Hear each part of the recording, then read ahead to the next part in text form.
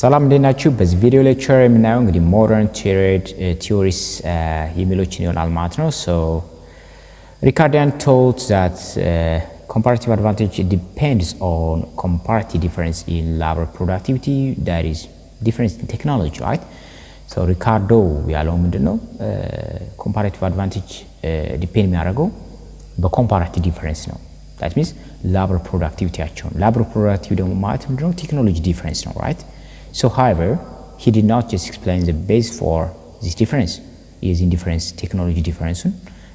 አላስረዳም ማለት ነው። ስለዚህ በዚህ modern theory ደግሞ እነዚህን ዲቴል የምናይ ሆነ ማለት ነው, right? Moreover, Ricardo assumptions of single factor of production or labor rule out an explanation of how trade affects the distributions of income within a nation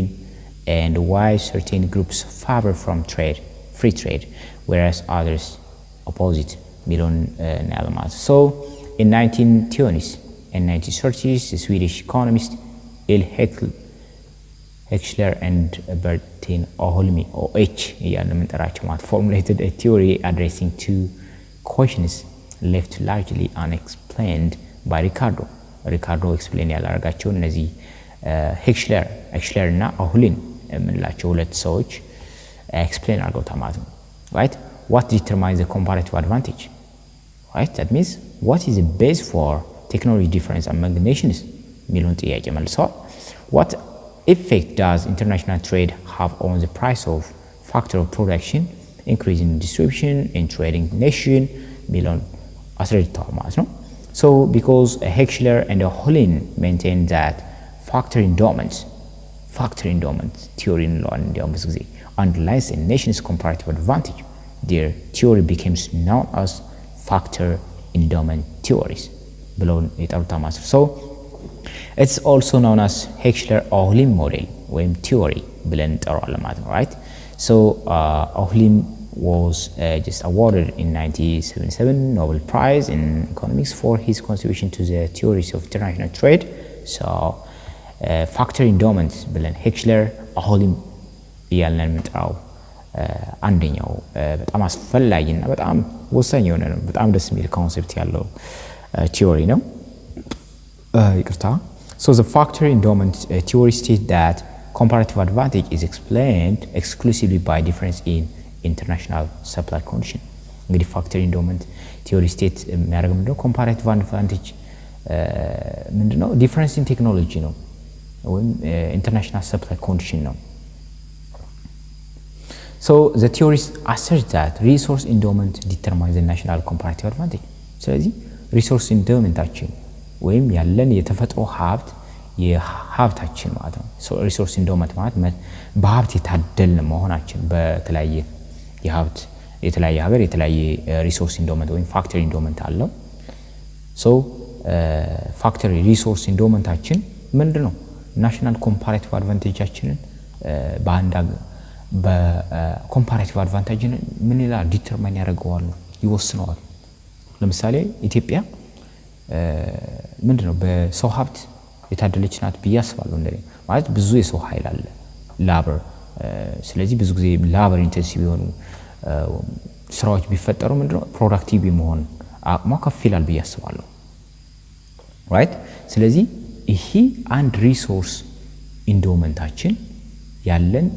ሀብት መጠን ምን ያርጋል ማለት ዲተርማይን ያርጋል በአለም ላይ ያለን ኮምፓራቲቭ አድቫንቴጅ ዲተርማይን ያርጋል ራይት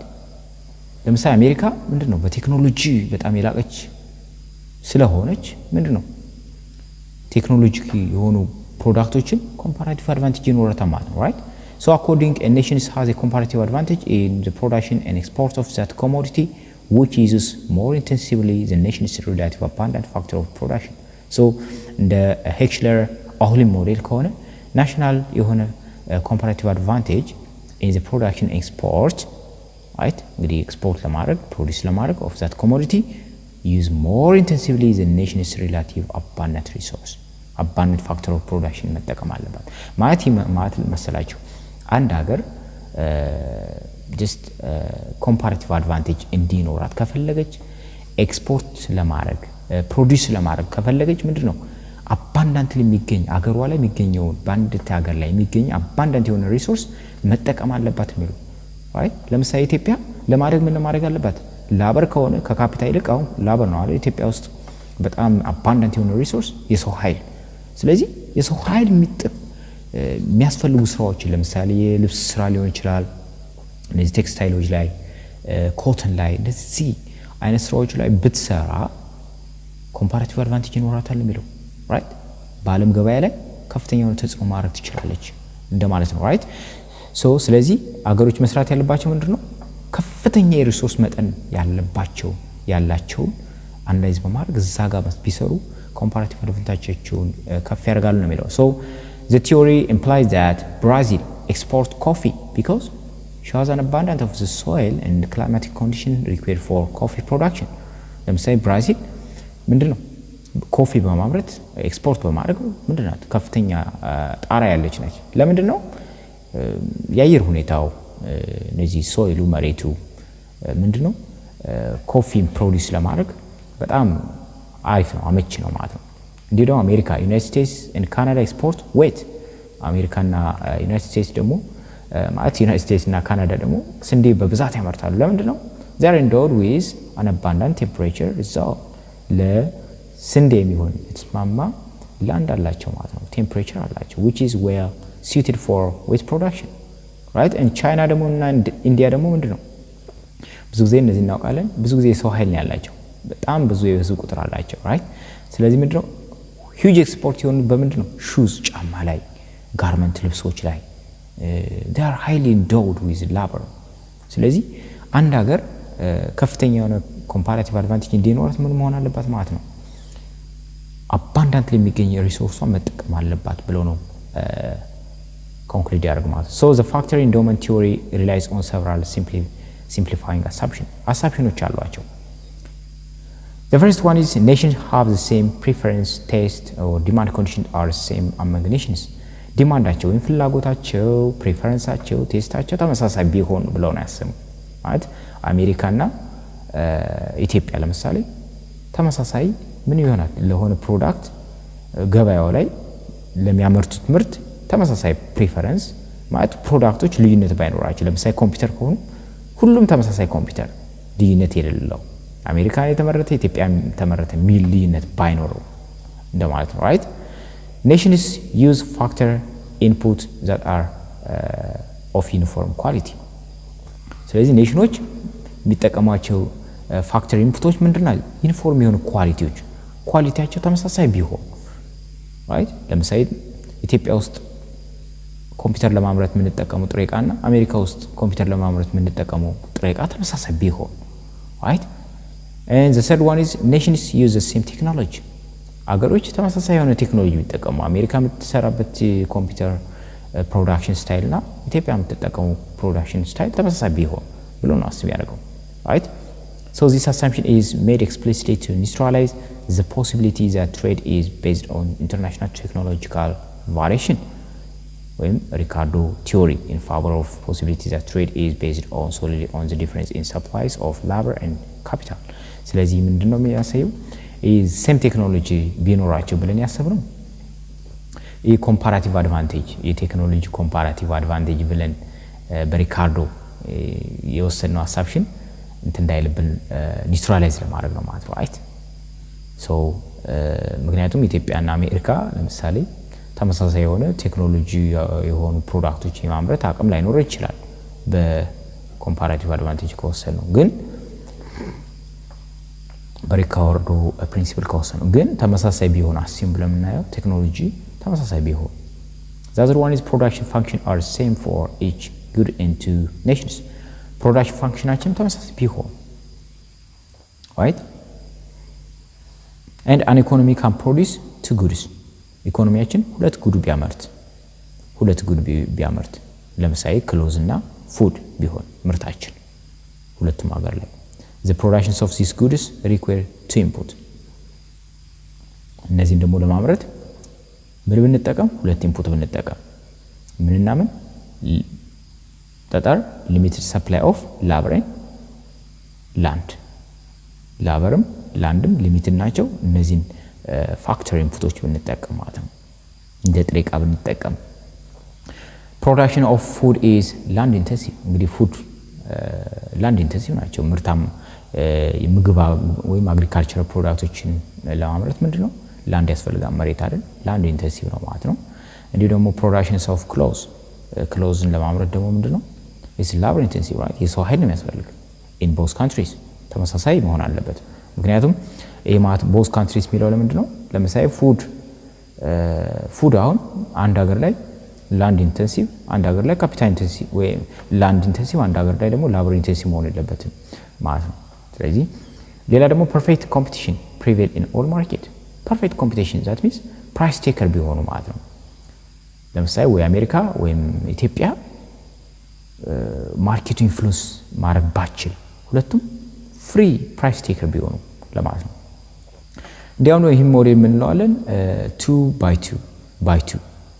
አይ 2 by 2 ሞዴል እንለዋለን two countries two goods two factor of production ብለን እንጠራዋለን ማለት ነው so according to Heckscher-Ohlin model theory ማለት ነው ሞዴል so relative price level differ among nations ስለዚህ እነዚህ ፕራይስ ሌቭላቸው ምን ይሆናል ማለት ነው ይለያያል ማለት በአገሮች ለምን the nations have different relative endowment of factor inputs ምክንያቱም ይተቀሙት ኢንፑት የተለያየ ምን አለው ማለት ነው endowment ስላላቸው ማለት አንድ ሀገር ከሌላ ሀገር ላይ ያላት የሪሶርስ መጠን የተለያየ ነው አንድ ሀገር ላይ በጣም abundantly ለምሳሌ ላንድ አሁን abundantly አንድ ሀገር ሊገኝ ይችላል ላበር ደግሞ abundant ሊሆን ይችላል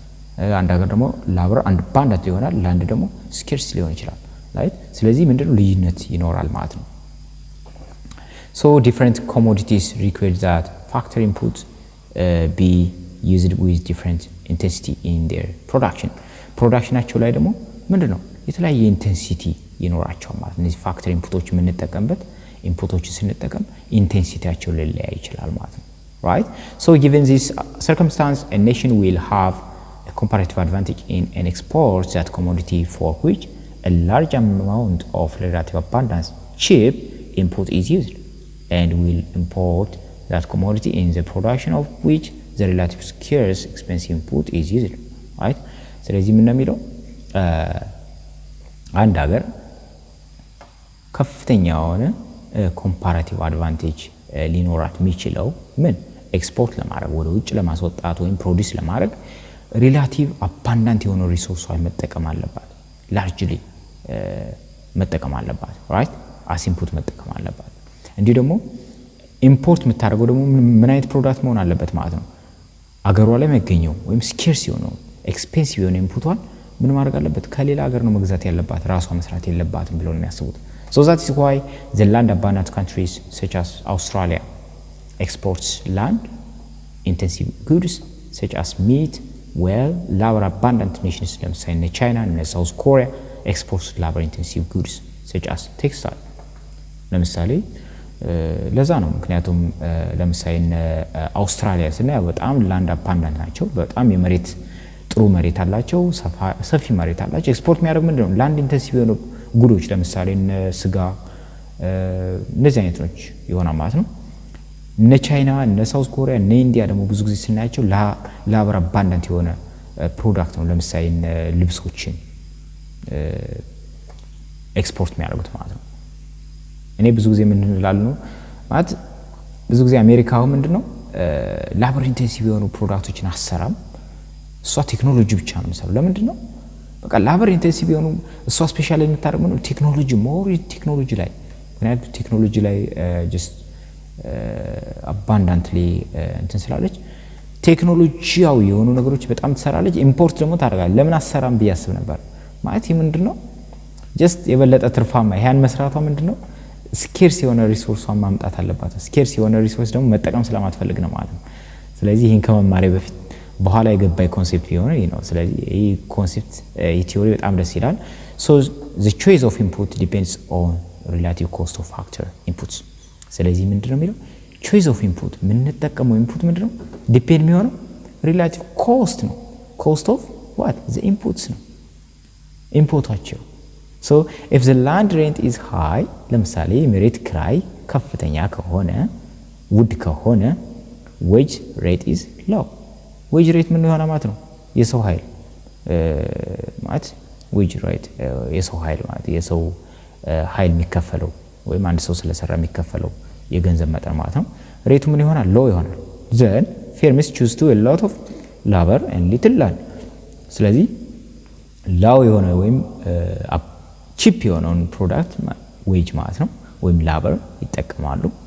እንዴ ደግሞ little land ለምንድነው little land የሚጠቀሙት high ነው rent high ነው right rent high ነው ለመሬት የሚከፈለው ከፍተኛ ብር ስለሆነ አይካውንት ነው ማለት ነው so if land rent is